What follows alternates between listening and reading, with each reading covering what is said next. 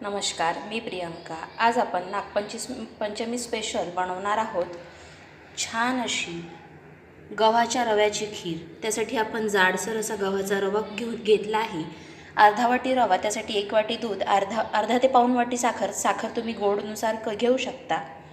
थोडीशी वेलदोडे 2 ते 3, थोडीशी बदामाचे 10 ते 12 बदाम, 5 ते 6 काजू आणि थोडीशी चारोळी घ्यायची आहे। सर्वप्रथम आपण तूप टाकून छान रवा थोडासा परतून घेणार आहोत आणि 1 ग्लास पाणी टाकून शिजवून घेणार आहोत।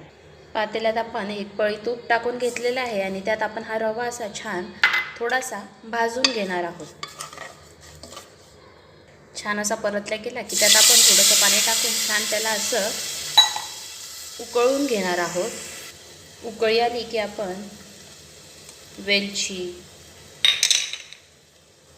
बदाम, काजूचे सगळे काप टाकून घेणार आहोत आणि छान असे उकळू देणार आहोत। उकळी चांगलं उकळलं की मग त्यात दूध घालून साखर घालून घेणार आहोत। खीरीला अशी छान उकळी आली की 1 वाटी दूध आणि 1 वाटी आपण साखर टाकून खीर छान 10 ते 15 मिनटं उकळून घेणार आहोत। अशा प्रकारे तयार आहे आपली खीर।